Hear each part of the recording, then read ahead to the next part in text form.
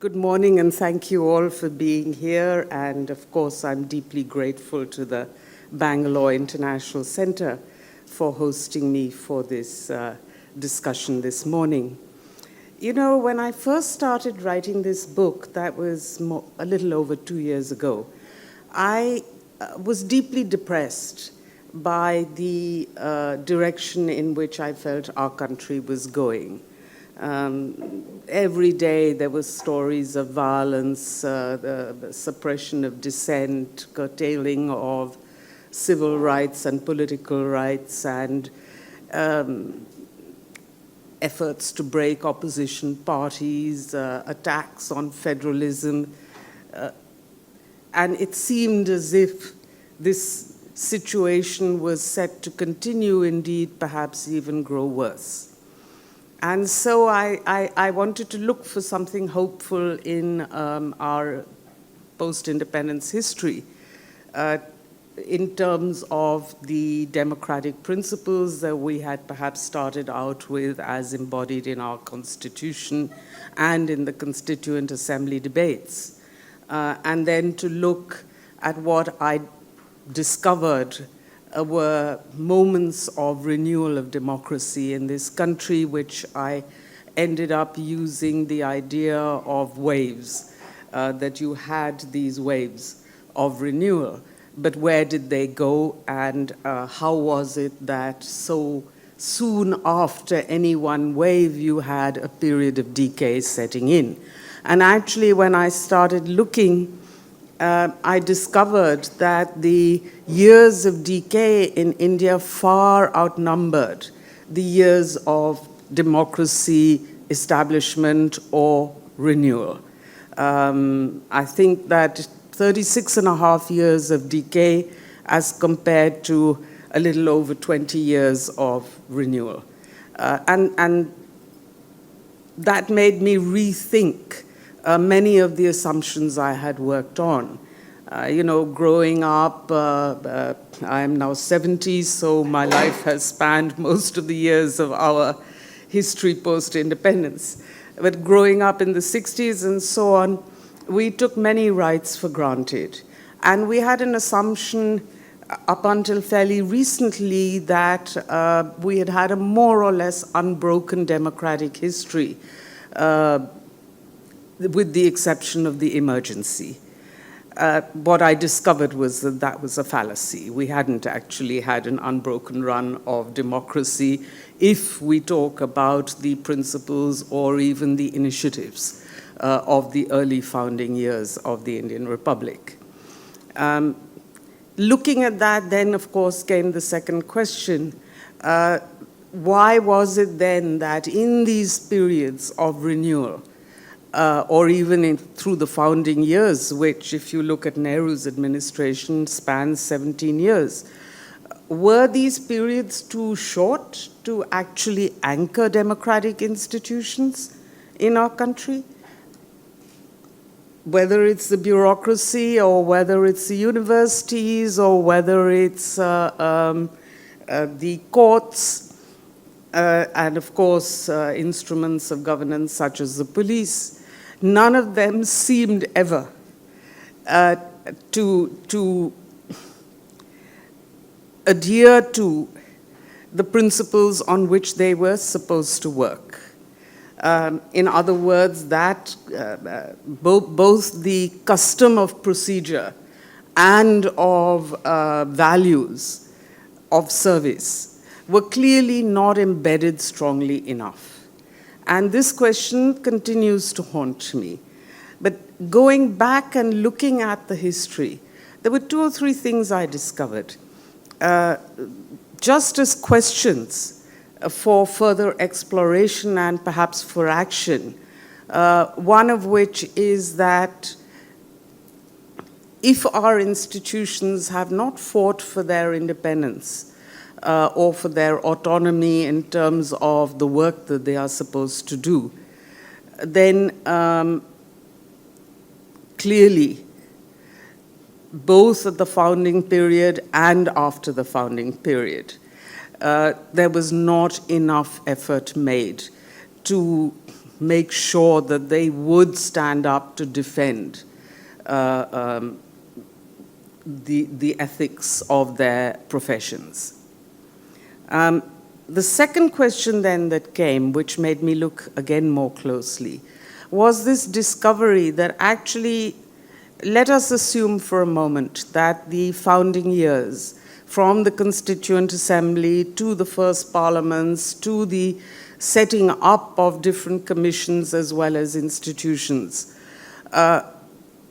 were marked by idealist intentions. But what you do find is a huge gap between intention, even legislation, and its implementation or practice. And obviously, the key element here is those institutions which are meant to implement. So you have a gap right from the beginning. Take a few small things like reservation of positions in the government services. They have never been filled. Even the small, tiny quotas, they are not very large, but they've never been filled. And when they are filled, they're always filled at the bottom level, never at the top. So you still have a situation where Dalits and Adivasis are in minuscule proportions at the level of policy makers or decision makers or people who are in charge of implementation. And this is a very odd thing indeed, given that that issue was not a heavily contested issue, at least in terms of public, parliamentary or other debate. And yet, when it came to implementation, it was never quite pushed through.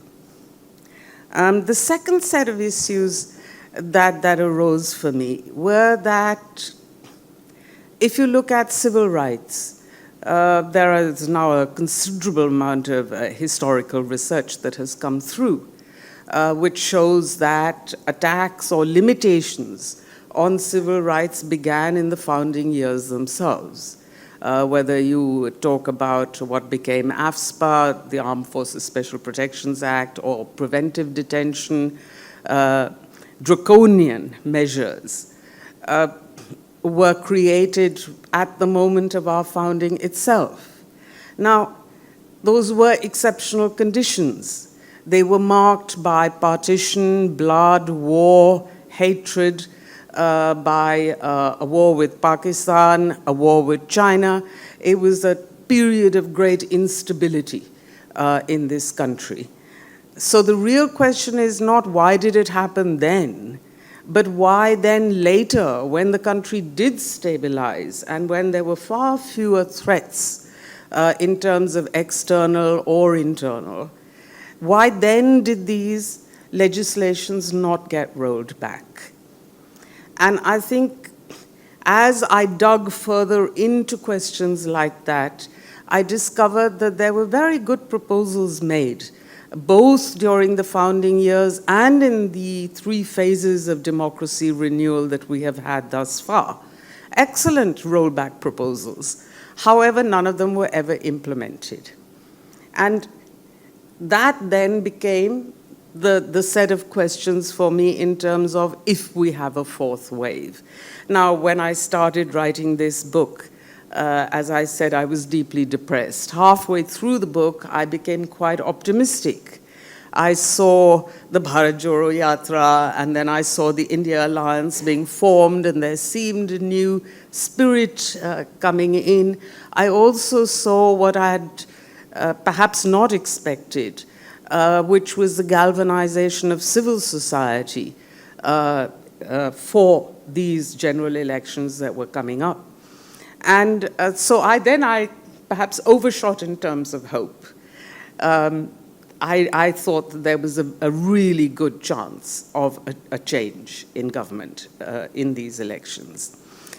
And as I continued writing, I found more and more pessimism coming through. The alliance didn't seem to have much life in it. There were, little splinters here and there.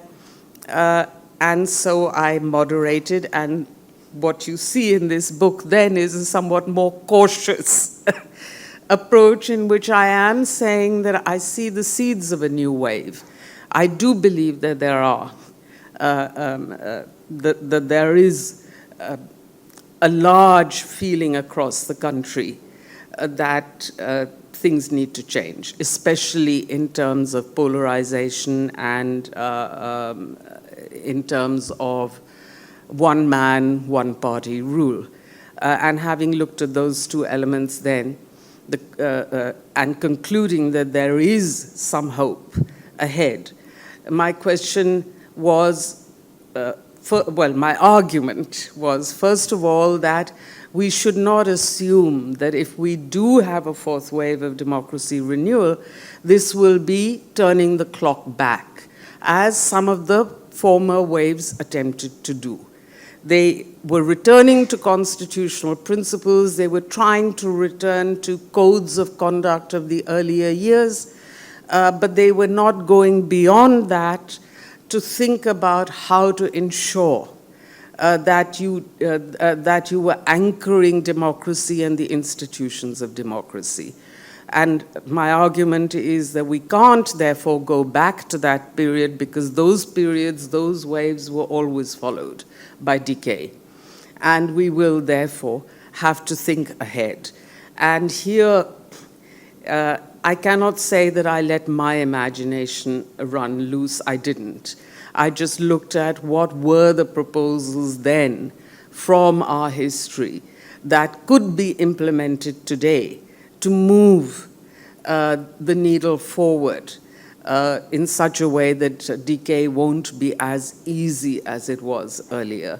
And in particular, I looked at two sets of things which appeared to me to be critical in today's context. One was federalism. How do you actually strengthen the federal element over the unitary element? And I have to say, I was quite inspired by Shanti Bhushan's saying that, look, even in a quasi-federal polity, the emphasis has to be on federal, not on unitary, because after all, federalism, what is the opposite of federalism is unitary. And I thought that was a very thoughtful approach. Of course, having said that, then you have to ask the other questions that you had, especially during the 50s and then again in the 70s, a really strong and wide debate on how would you strengthen the federal element. And, you know, one of the suggestions was that residuary powers to tax should lie with the states. And that, of course, would give them a great deal more freedom, not only to implement welfare or equality-based policies, but also in terms of bargaining with the center. The other much more wide-ranging proposal, which again was made by Shanti Bhushan, and which I found fascinating, this is the first wave of democracy renewal, 1977 to 1980, was that any attempt to change the structure and the nature of the Constitution, especially its secular character, should be put to public referendum, in which at least 51% of the population should vote. I thought this was a wonderful proposal for two reasons. One is that I have long felt that there are issues over here, given the powers that the central administration, the union administration has. One of the key questions over there on limiting the powers is that certain issues do have to be put out in the public. I am a strong believer in referenda, especially given, as we know very well, most governments are not going to be in favor of them, and therefore they will be used extremely seldom indeed. We can be sure of that. And therefore, it's important for us to think that this is something that needs to be focused on. He added in it that any attempt to change fundamental rights or limit them in any way should also be put to referenda. Now, this is something, obviously, that no one is going to adopt as a policy right away. But I do want to throw it out there as something that we need to think about very seriously indeed, because what has been made very clear to us is the centralization of power in this country is a disaster and has to be tackled head on. Now, the second set of things I looked at was civil rights. And again, in terms of proposals that came forward, right during the time of the Constituent Assembly itself, when Sardar Patel introduced the Preventive Detention Act, many members of the Assembly argued very strongly against it and said that, look, in most democracies, preventive detention can be allowed at times of war, external war. And even then, only in a very limited sense.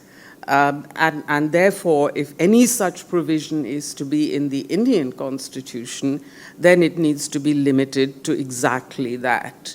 That was not taken up, but I think that given the way the UAPA and other acts are being used today, that is a critical recommendation that I believe that every democratic political party today has to support and in fact push for. Similarly on AFSPA, you should not need a law like that for two reasons. One is that in almost every democratic society, the army is not used to quell civil uprisings or ferment or even violence. That is the task for law enforcement, not for the military. And this is a principle that we have lost sight of over the years. Increasingly, the army and military elements are pushed into policing society in a way that is not only unnecessary, it's deeply damaging both to our understanding of security of our borders, as we have seen. The more the army is pushed into civil activities, the more our borders are insecure. The last 8 years have shown that to us very clearly indeed. It's also, of course, very bad for the rule of law. Militaries have their own understanding of what law applies to them and what does not. Law enforcement has to operate under the rule of law. If you don't have that, then it's not law enforcement. It's the rule of, the king. So, with these few comments, let me end by just saying that for me, this is an odd book. It's part history, it's part policy. And those don't often merge very well together. So I would be very interested indeed in hearing feedback on whether they do merge, whether they don't, and how to make them do so. Thank you.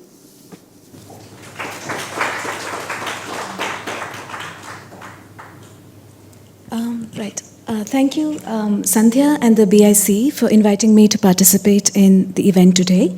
And many thanks, Radha, for your talk and for giving me the opportunity to read your book and to respond to it.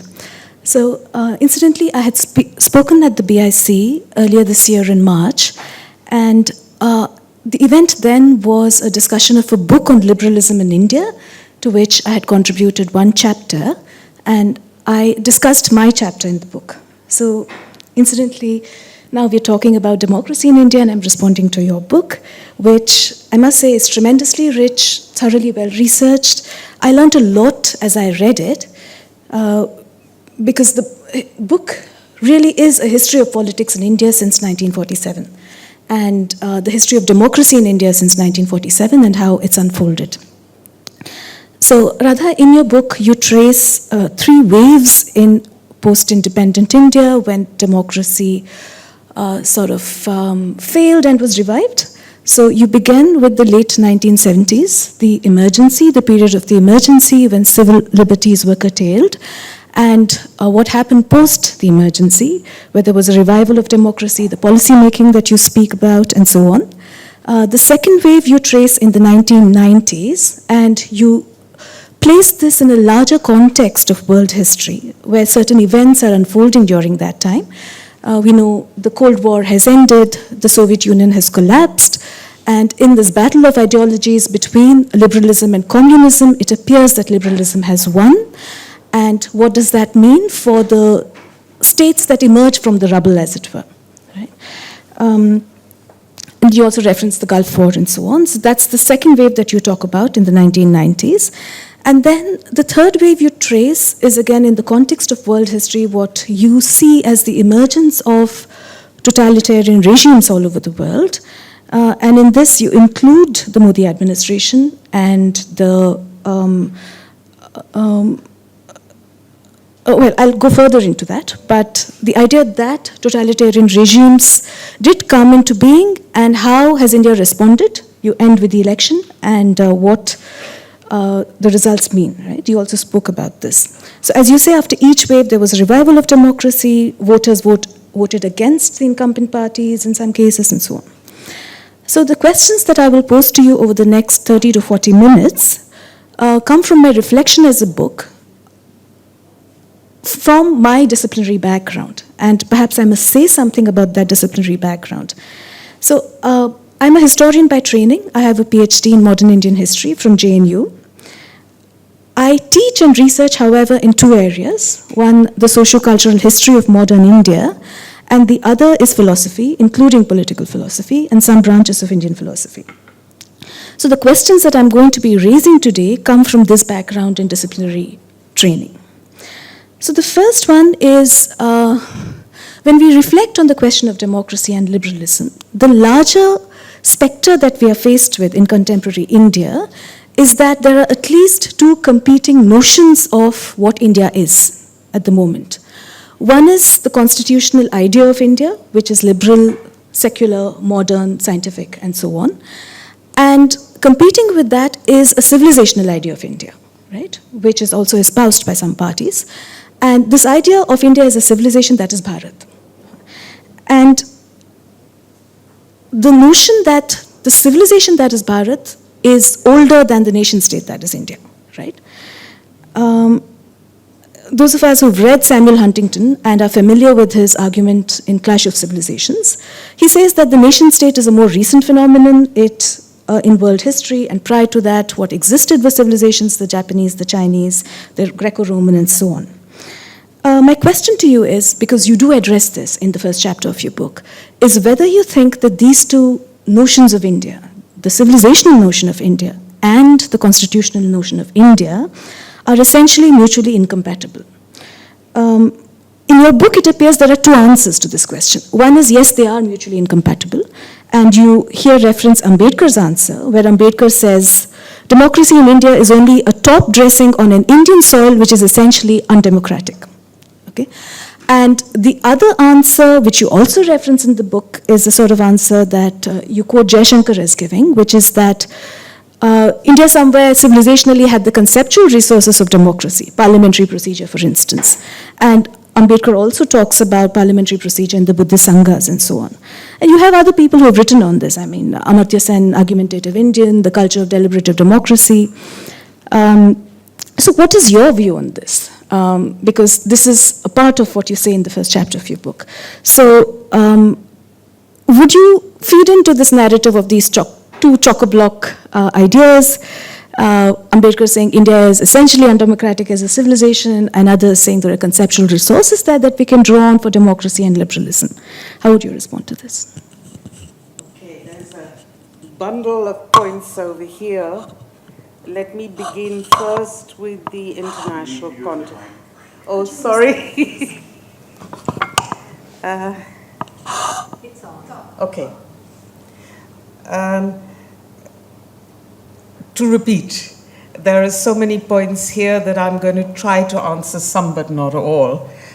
First, on the international context, you know, it is quite interesting that the 1970s in Europe, you saw Portugal defeat its military regime, the Social Democrats defeated them. In Japan, you see a movement towards greater democratization as well. So this is a time that you see this happening all over the world, though what is interesting to me is that as far as the emergency and the Indian reaction to the emergency was concerned, it didn't reference events elsewhere in the world. It was very much focused internally. And yet, we have Ram Jethmalani, who is the law minister at that point, immediately after the Janata government comes in his maiden speech, saying that, look, we talk a great deal about external interference in our country, but we forget that one reason why Indira Gandhi did lift the emergency is a kind of pressure that she came under from people she had known for a very long time, such as Michael Foot in England, and so on. The parties that had supported the independence movement, both in the US and in Europe, were talking to her and saying, you have to lift the emergency. So he says, we must never forget that we have this debt of gratitude to Democrats elsewhere. So you have a direct connection at one level, but that direct connection doesn't have very much to do with democratic change in the rest of the world. Nevertheless, this is happening at the same time. And so indirectly, there could well be connections that could be traced. The second wave is, again, it appears to be to us to be internal. And yet it is the fall of the Berlin Wall, it is the whole idea of European reunification happening. You also have the beginning of ASEAN and so on being founded, first little stirrings towards regional cooperation, softening of borders and so on. Now, by the way, you know, the triumph of liberalism over autocracy that you referred to, that was over communism, that was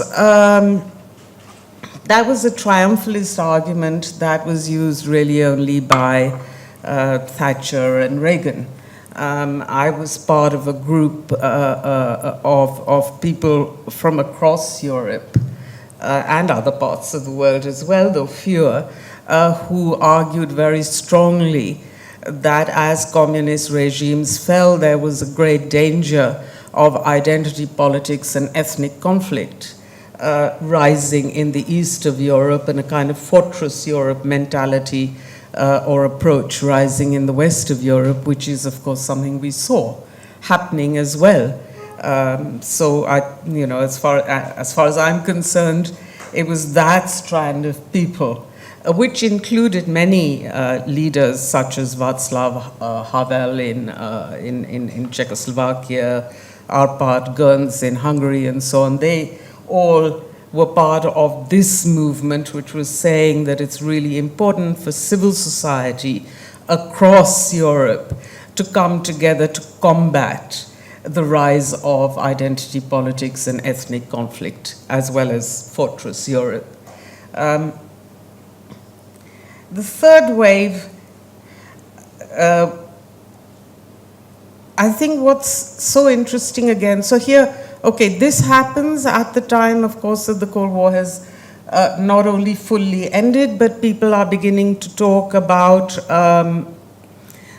the peace dividend and how the peace dividend as a result of the end of the Cold War can help democracies across the world.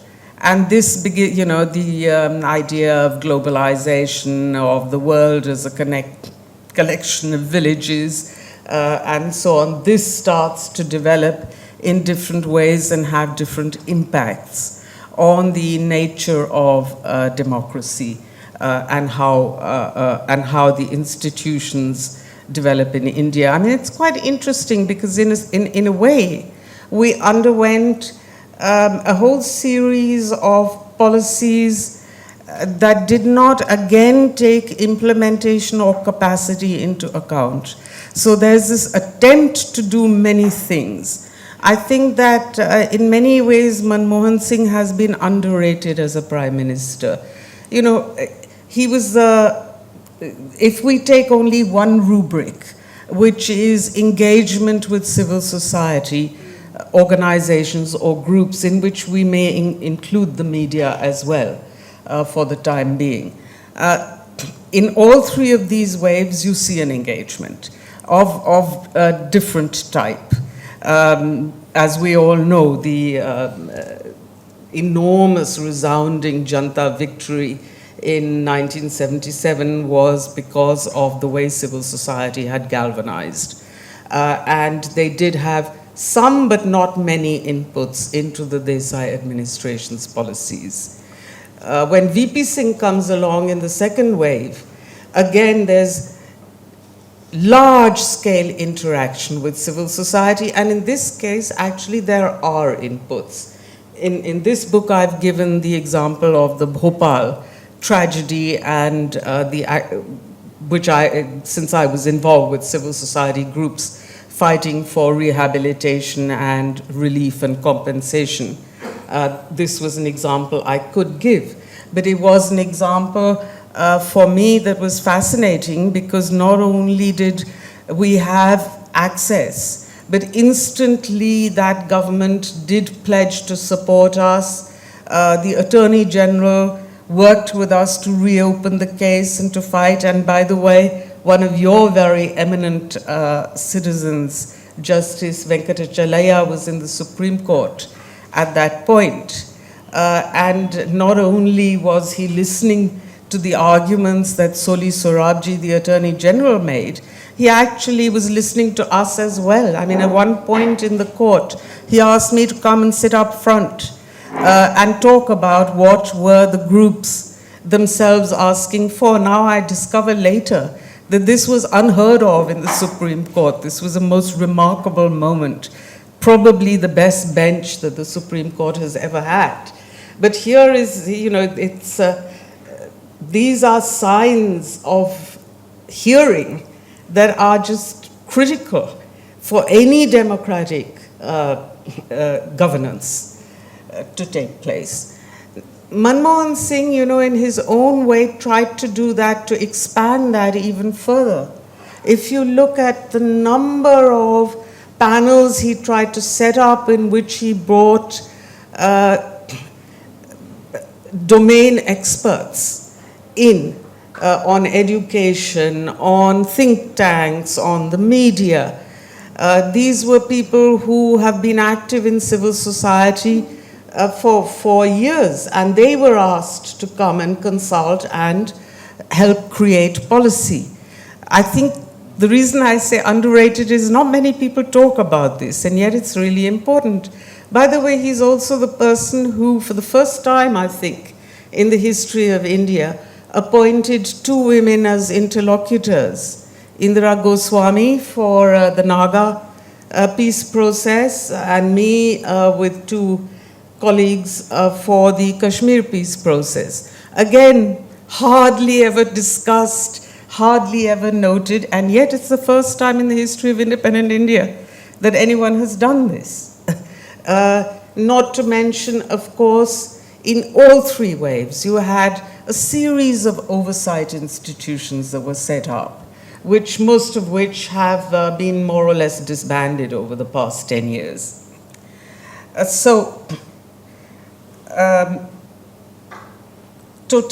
haven't actually said that this last wave occurred during the rise of totalitarian administrations. I used the term authoritarian and populist because that is the commonly accepted one. And I also actually was very taken by a distinction that some political scientists in America had made between opportunist authoritarians and ideological authoritarians. And the ideological ones, which is the category in which I would put the Modi administration, I would call totalitarian, and I've sort of described the reasons for that. But someone like Trump, for example, I would call an opportunist authoritarian, not an ideological one, unless, of course, self-preservation is an ideology.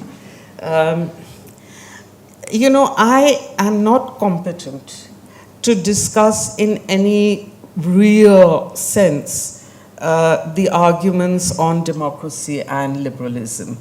I would say that as far as individual rights versus group rights are concerned, yes, that was a tension right from the beginning. Even in the Constituent Assembly debates, you see this tension arising over and over and over again. Community rights, group rights, individual rights, sometimes together, sometimes apart.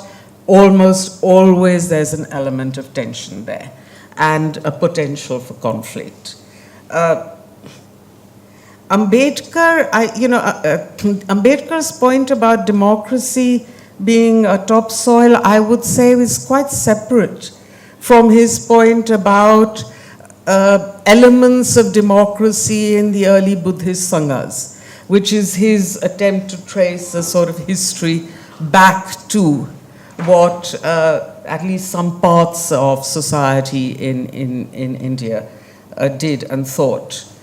And I don't think he saw any conflict between those two, at least from my little reading of Ambedkar. I have not seen much of a discussion of conflict over there.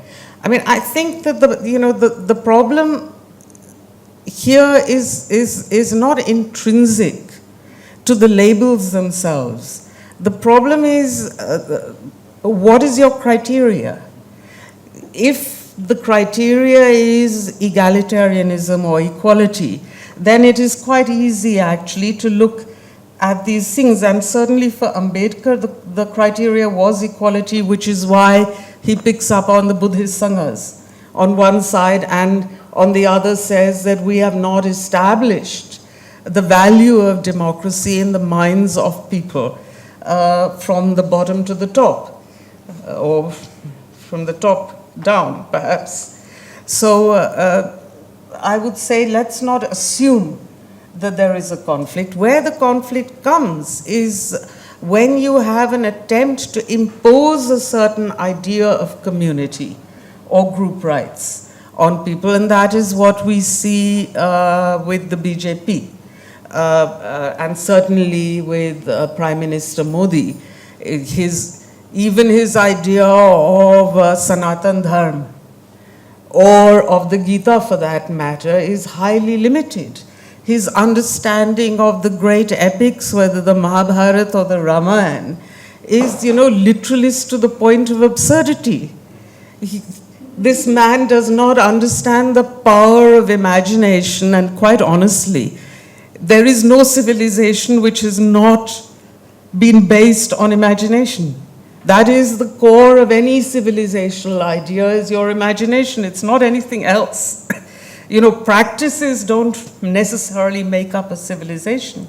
So here you have a huge narrowing and diminishing of every imaginative element of a civilization, or of 100 civilizations for that matter, and an attempt therefore to remake society in such a way that it serves the purposes of your power.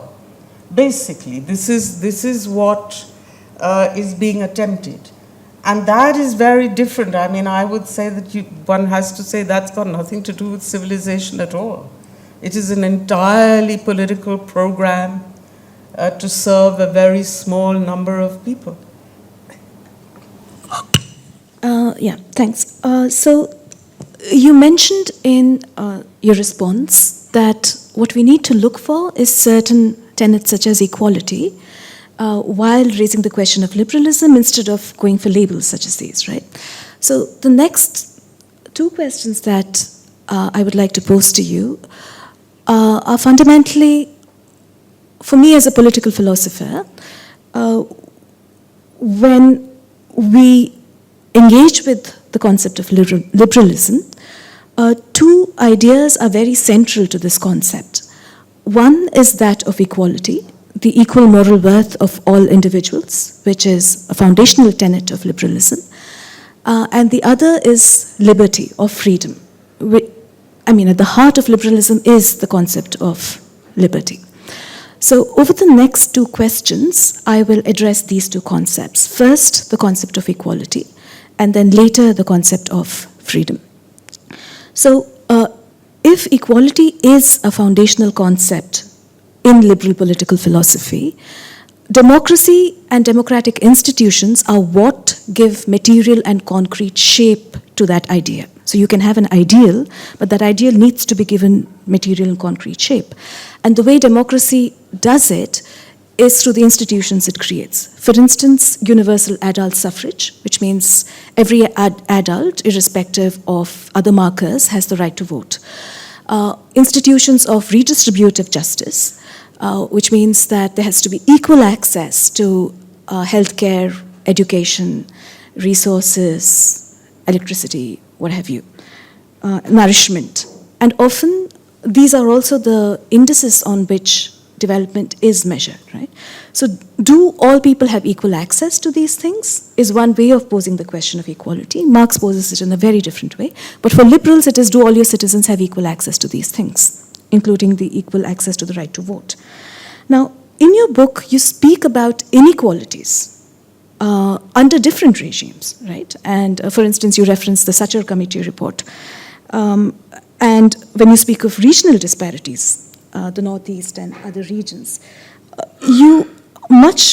chapters of your book address this question of how there is a disparity or inequality in access to resources. Some communities have less access, the Dalits, the Adivasis, and the Muslims, you say, have less access to resources. The Sachar Committee report pointed to that. Likewise, some regions have less access to resources, education, healthcare, and so on. Through this question, I really want to invite you to speak further to this, since you go into this in the chapters of your book. So, yeah. This question of equality.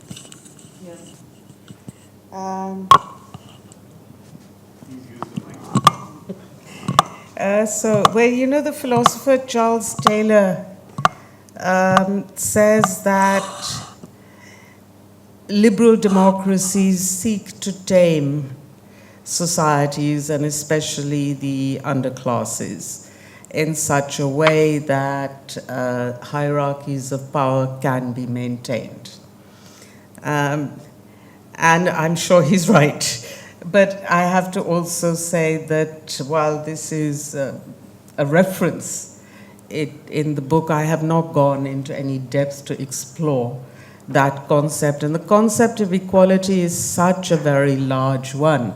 And of course, if you look at India, our inequalities are so stark and so glaring that we can't, we aim for a minimum basis rather than for what real equality should comprise. So having said that, it was a very saddening realization for me that some things had changed so very little and others had changed for the worse. The Sachar Commission report made it very clear that Muslim marginalization had increased rather than decreased. And that was quite shocking, actually, to discover. We all knew that after partition, what had happened to many, certainly in the north and east of India, Muslims had tended to withdraw and retreat from what one might call the political mainstream. But there had been a hope that by the 70s and 80s that withdrawal or retreat had been stopped and that there was a return to the mainstream. And actually, this was a time, I think the only time when Muslim representation in Parliament came close to their proportion of the population. So there was some real hope, and then to see 20 years later this report coming out and showing you that there had been such an acute decline was startling, to say the least. I don't know what were the reasons why this happened in the way it did. But we all know the results were there. The proportion of Muslims in the administration, in the police, in other services had all declined rather than risen. It's one of those issues that will require a great deal of research to understand why this happened at this point in time. Because this was not a period of decay or of deliberate attempts to attack Muslims or marginalize them, such as we have seen in the last 10 years. On gender, of course, too, we see a similar set of problems. You have the rise of the women's movement from the mid-70s. It continues to be extremely active, including publicly active, up until the mid-90s or so. But at the same time, you see a decline of women in the labor force. You see a rise, or at least a seeming rise, in domestic violence and in acts of sexual violence in the workplace and elsewhere. So here, again, is one of those quandary arguments. You know, many sociologists argue that when discriminated against groups start to fight for their rights, there's a backlash. And this is how the backlash happens. I'm not sure I can accept that. That seems to me to be a very bleak understanding of human nature.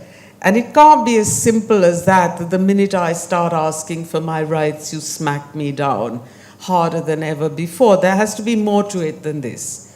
That needs to be looked at. So what we come to every single time, you know, is back to that original problem: good intentions, terrible implementation, roadblocks all the time. Okay, so that brings me to the second tenet, which is, as I said, foundational to liberalism, which is the idea of liberty, of freedom.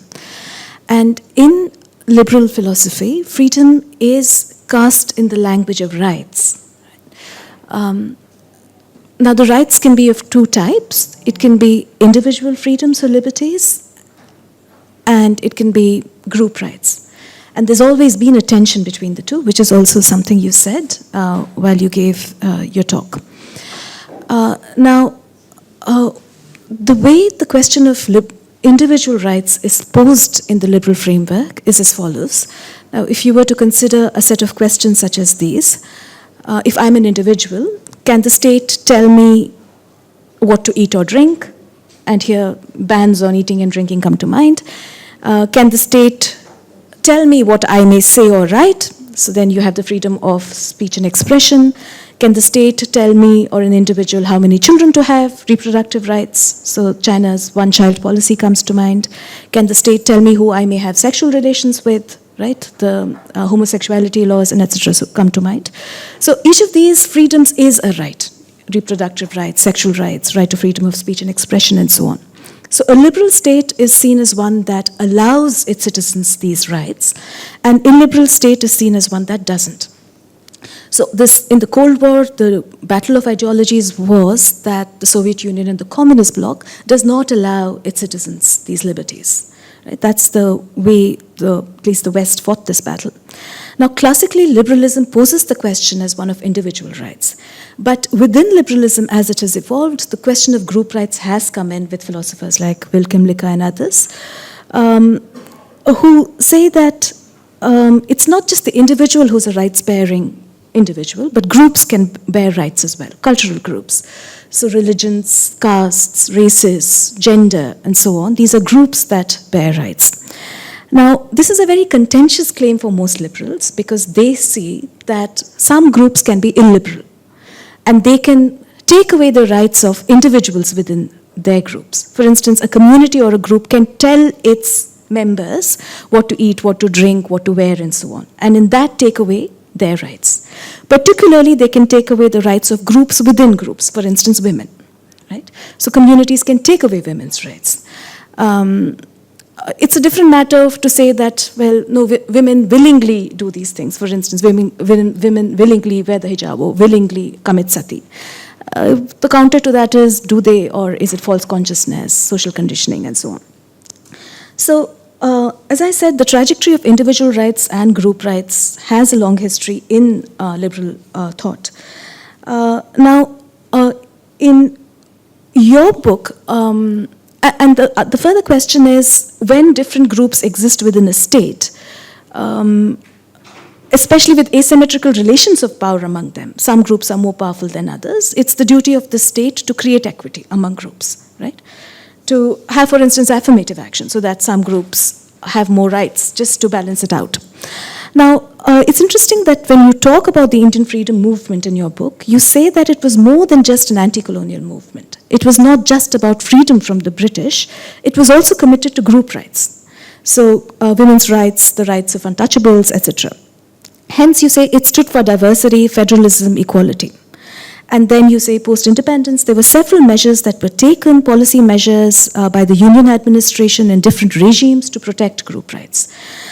The linguist organization of states, creation of new states like Jharkhand for the rights of the Adivasis, the National Commission for Women, and so on. You also point to the administration under Modi, you say, has, in a way, this diversity that was there of groups and group rights has given way to a drive towards homogenization, right? So one language, Hindi nationalism is something you talk about, one powerful state, one religion, and so on. Would you care to talk more about this? Yeah, I mean, I think that, sorry, I think that in most liberal democracies, group rights are predicated on analyses of power. So the assumption is that those groups or communities, such as minorities, for example, who do not have access to power, do deserve or need affirmative action, that they need rights to preserve their own cultural practices and so on. And that's kind of fairly well established as a normative element of a liberal democracy. How far it goes in practice, of course, depends very much on the specific conditions. As far as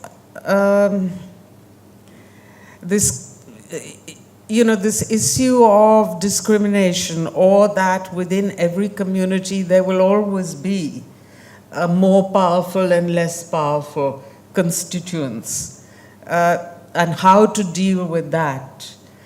I think that it's very difficult to go beyond examples over here. We don't have as yet any well-known, well-established policies that alter that imbalance. They might improve to a point, but they don't necessarily ever go beyond that point. So this is a huge, let us say, issue for political philosophers or Democrats to consider. How do you get to a situation where power imbalances are reduced at least to a minimum? Whether you can ever do away with them, I don't know. Whether it's for the state to ensure this, I am not sure. The problem is that the people who man the state, so to speak, always there has to be a limit on their powers if you do not want an autocratic or totalitarian state. There is quite a convincing argument that many are making, which I cannot say that I fully subscribe to. But it is a convincing argument that the many very large, almost overweening powers that the directive principles of the Constitution give to the executive are such that they can be misused very easily. Well, that, of course, we've seen with our current government, that they have misused all the union powers to homogenize, as you put it. I don't, so therefore, to what extent should a state intervene to alter old or existing imbalances of power within society? So let us put it this way, there may be several elements, right? One element is economic. One element may be social. One element will be political. At least we can all find examples for these three in India today. And now, in which of these should the state have more of a role in changing imbalances, and in which should it have less?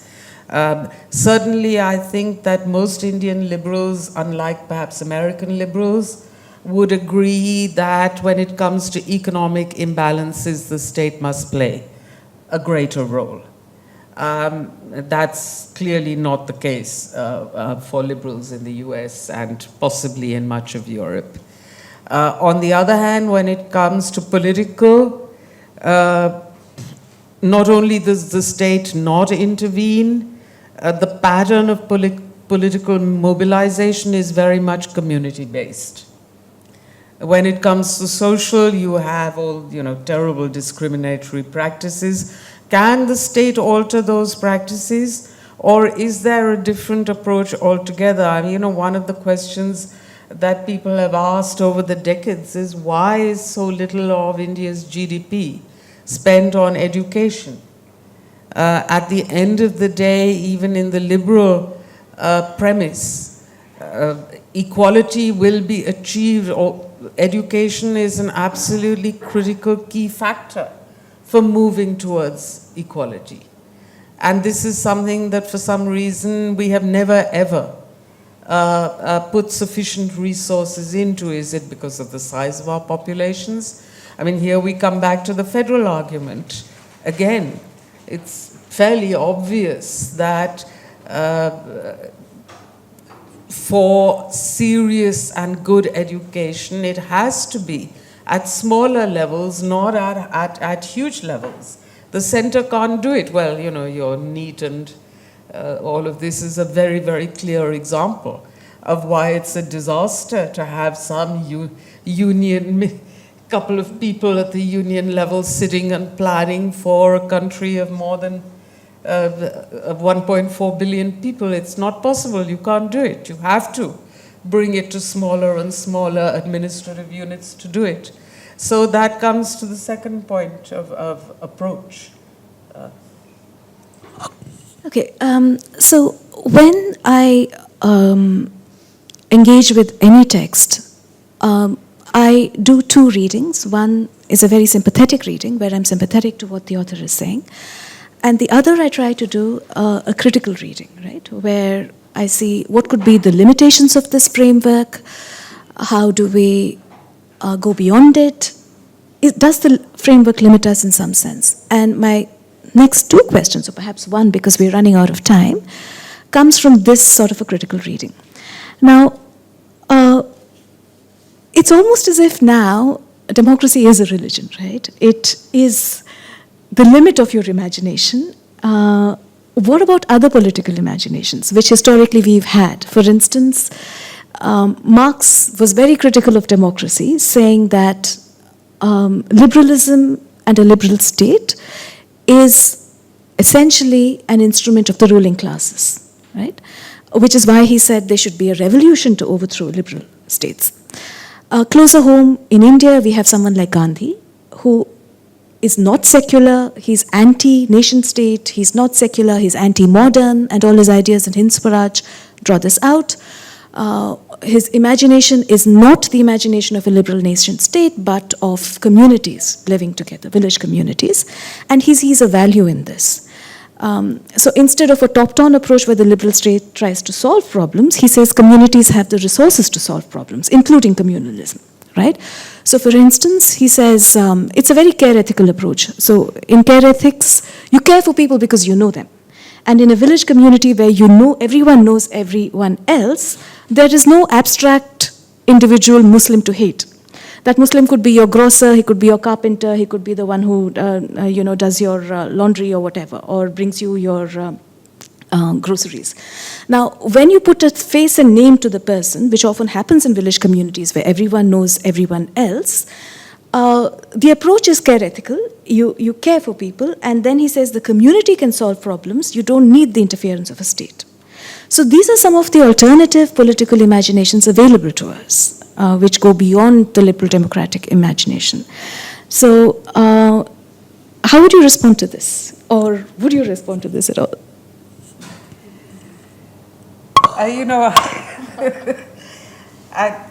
I tend to think very much of the problems in front of me.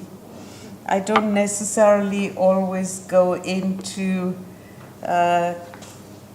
imaginary alternatives. And also, I find that we tend in our country to talk far too little about policies. And for that reason, I think I focus more on policies and how they are implemented or can be implemented. So when I talk, I'm talking about somewhat smaller incremental things. But on the idea of the village republics, we come back every time, we have to come back to what is your ethical or normative underpinning.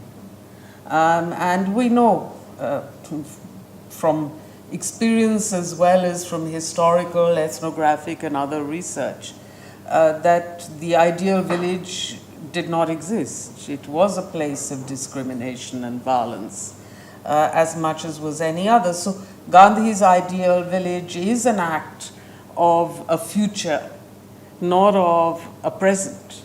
It is thinking about how could you create such a future. And I can't answer that question.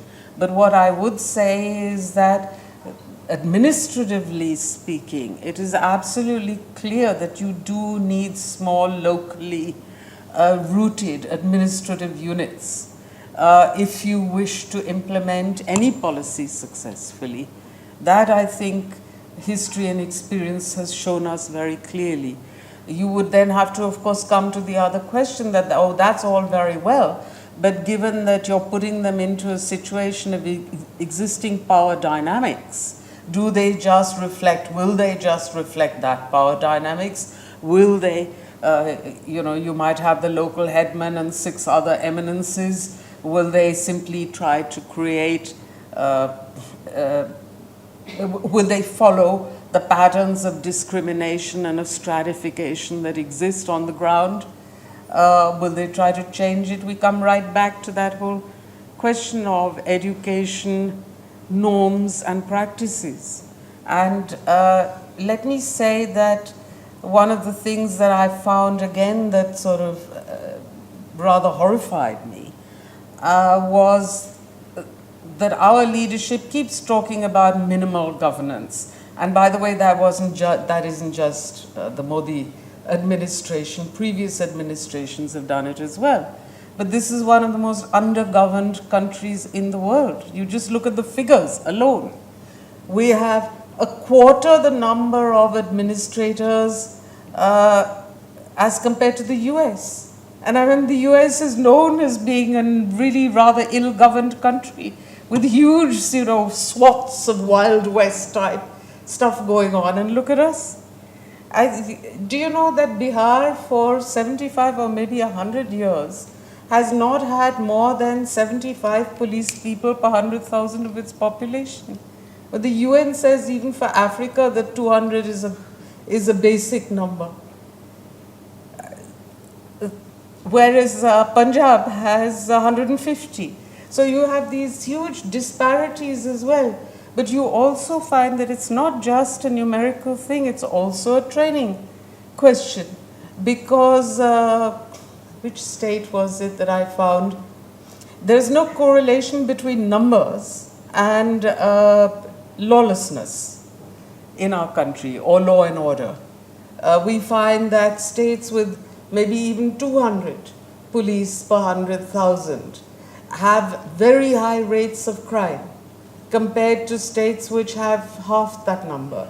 So what does that indicate? That indicates that your police have also been told, oh, well, certain things just leave alone. Do not venture into that terrain at all. So... we need to allow around 20 minutes for audience interaction. I actually had one question which we don't have time for, rather provocative question, so maybe I'll save it for the end and I'll just put it out there at the end if we have time. Not necessarily addressed to you, but as a general reflection on the limits of constitutional liberal democracy in India in its imagination, right? In the way it frames some of the questions of equality, for instance. As I said, if we have time, I'll come back to that at the very end. But now we can have a round of questions from the audience for Radha.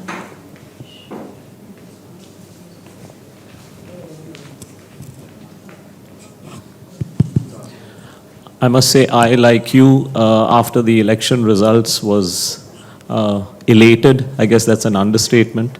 I was hoping the opposition would come to power, but the fact that the government doesn't have a majority is still great news.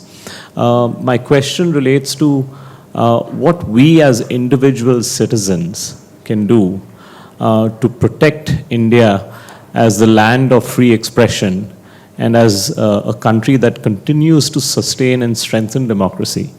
Because often as a citizen, it's very daunting to fight the state, if you know what I mean. But are there simple things we can do to ensure that we as an army of 1.4 billion people keep sustaining this beautiful thing we call freedom of expression and democracy? Would you like to take a couple more questions? maybe... Out of all the countries in the world, you like this? Okay. Out of all the different countries in the world, which one whose would have the policies and the laws should be the most accurate reflection of what your ideal policies and laws would be? Wow. Shall I?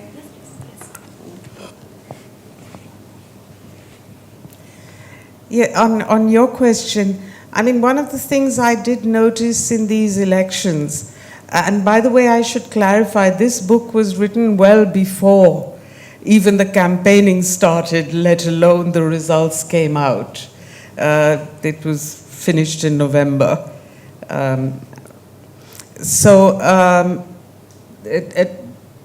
What did strike me was that maybe I'm biased, and you can correct me, but my impression was that in this election, we saw civil society activism at the level of campaigning, supporting opposition parties, and so on, in a way that I hadn't seen since at least 1988.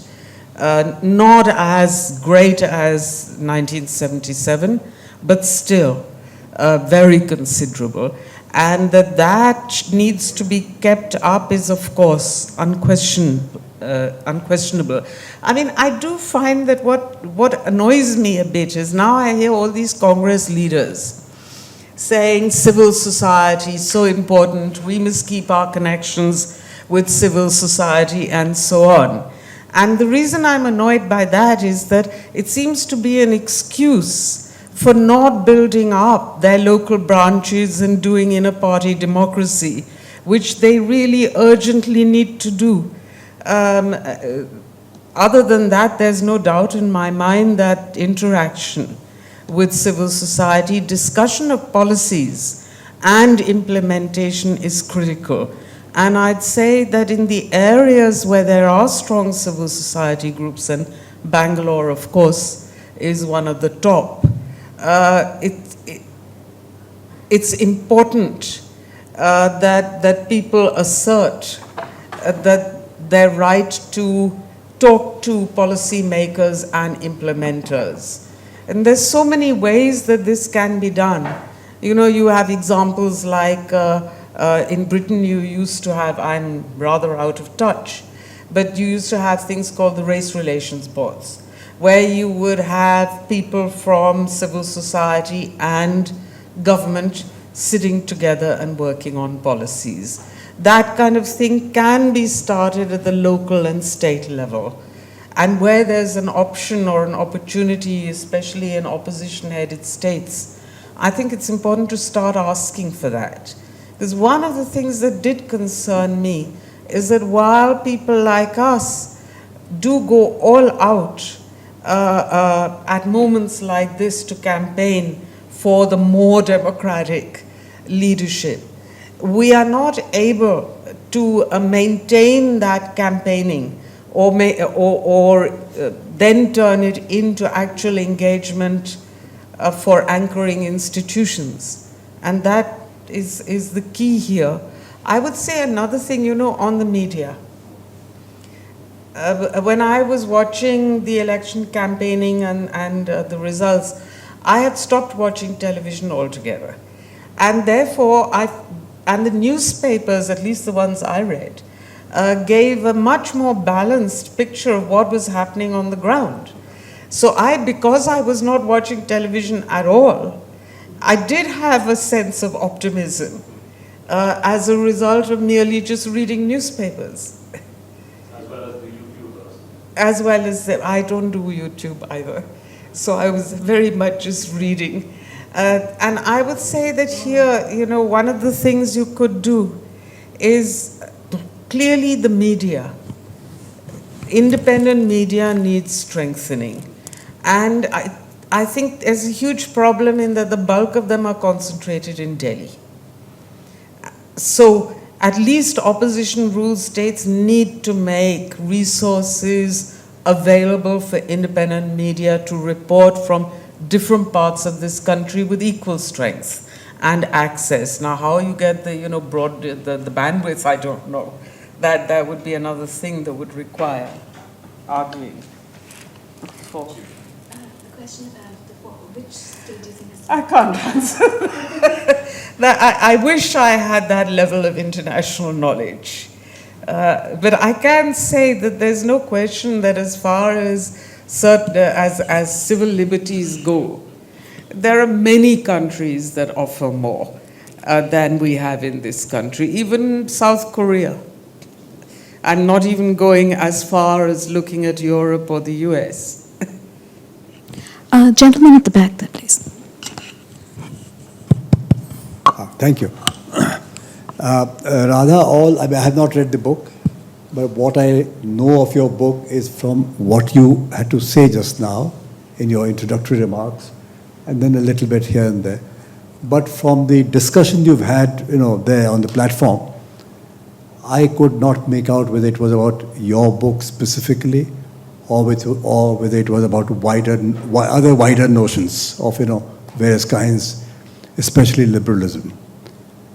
I hope the book was not about liberalism, because if it was, then it will have to be a wholly different kind of book, right? I mean, liberalism is a very important idea grown in the last 150 years or 100 years.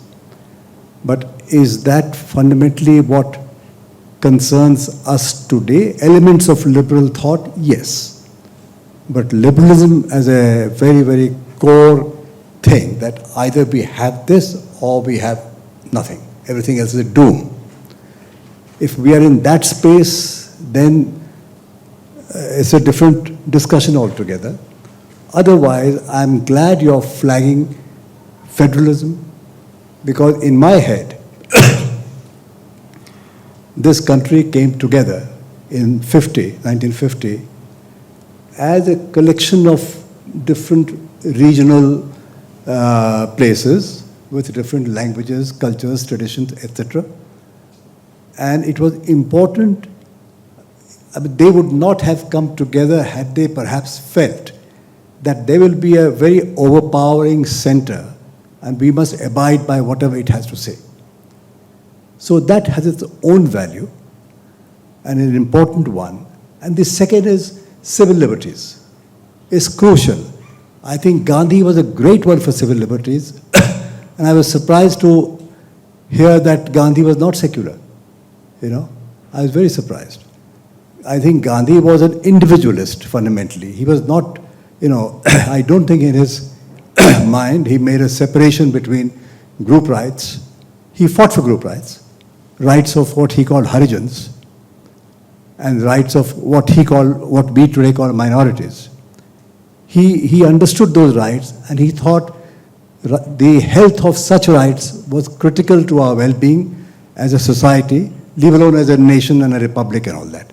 As a society, as a collation of thousands of different communities living under one banner, if that's what we've decided to do. So I think it's a very, very wide-ranging discussion, and if I may differ with you, Radha, on this question of civil societies and their role, I think they've played a very important role in this particular election, and especially in certain parts of India, like in Karnataka. You know, the story began with their role in the Karnataka Assembly election. But that's what I said. Yeah, you did say that, but I think it was the influence of civil society organizations. I'm basing myself on my travels in Uttar Pradesh, where I was there looking at the election situation. I mean, there were former Socialist Party related individuals who played a tremendous role, right? But in their own very small way. But I don't think the impact they had in Uttar Pradesh was as great as the impact which the adverse policies of the center had on the entire election scenario. I still believe that the intervention of civil society was an important one. The media failed us in a huge way, including the media that you are talking about, in a somewhat positive vein, which is the Delhi-based mainstream newspapers. Even I have stopped watching television long ago.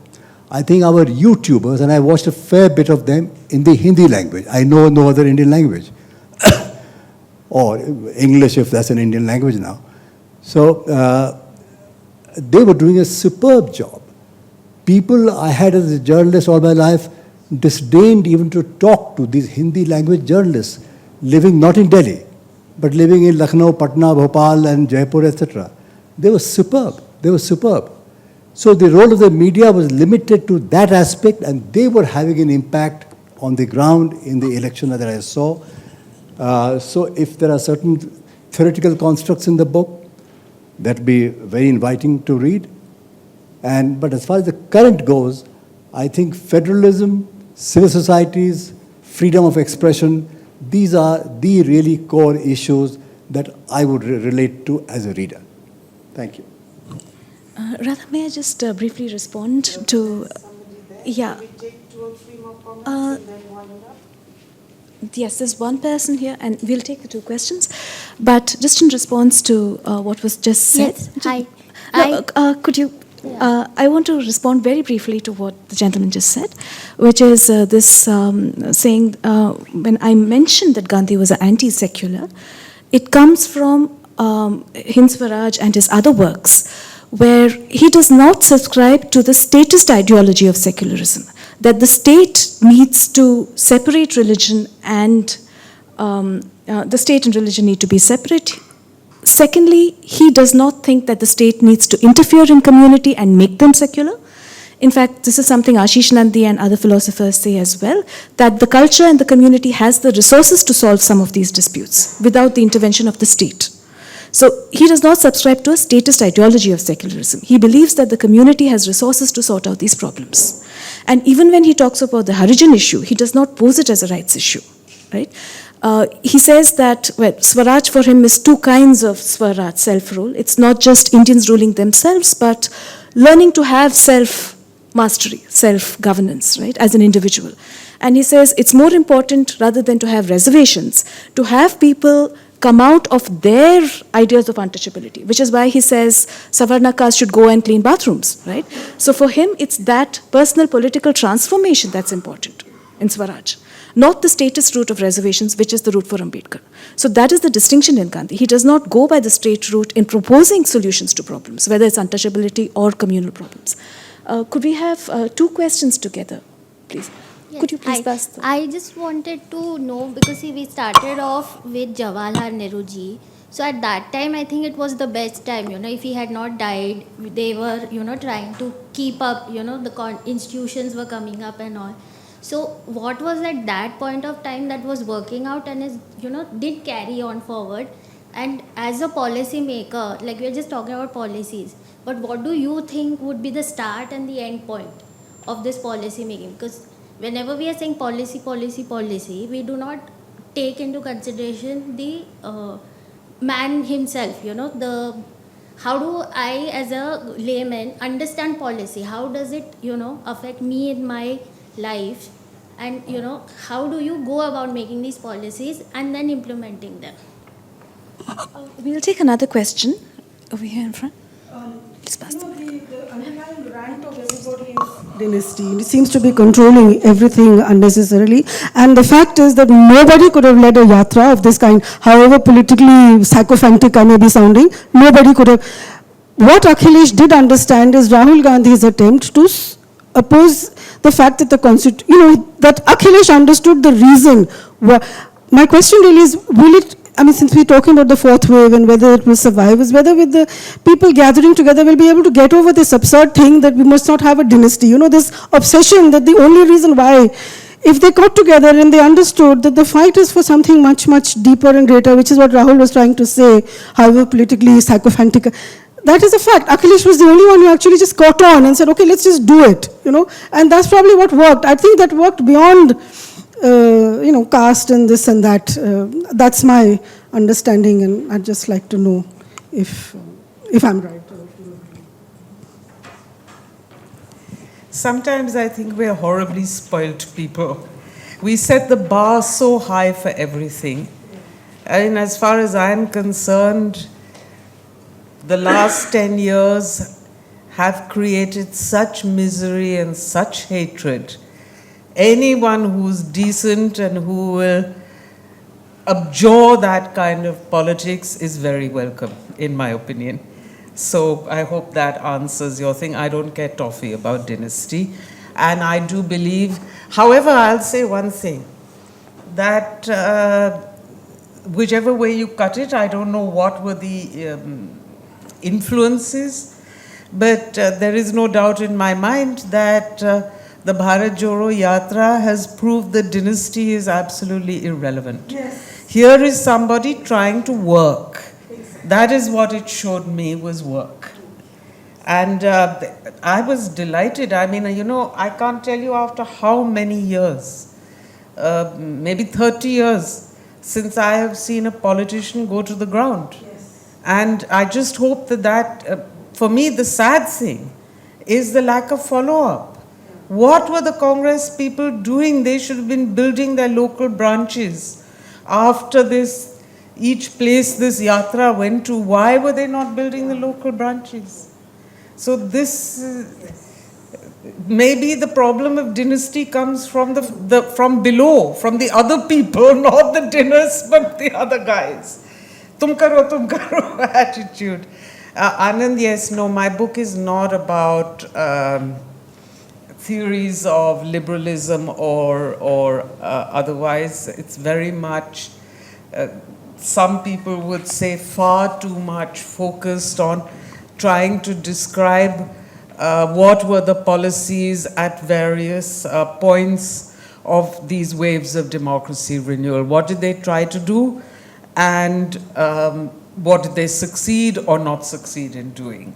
I haven't even been able to probe what were the reasons for failure or success, simply because sometimes I wish I hadn't written this book. I wish that I had 10 years. It's a 10-year research project. I see this as, touching the top. But it is something that I'm going to continue to research because I am so interested in it now as a result.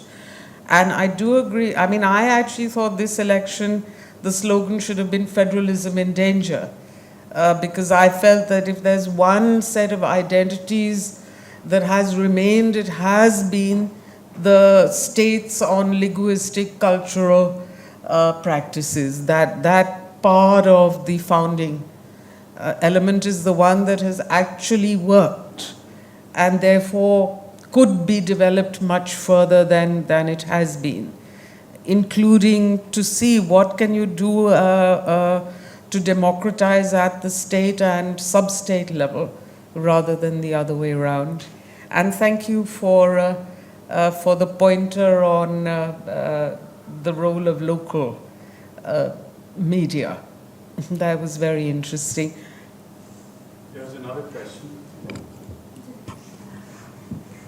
On policy making and how it works. No. I meant was trying to correlate with Jawaharlal Nehru. At that time was like the golden period, right? Like, they had taken the entire India was under Congress rule, I would say, which is not the correct way.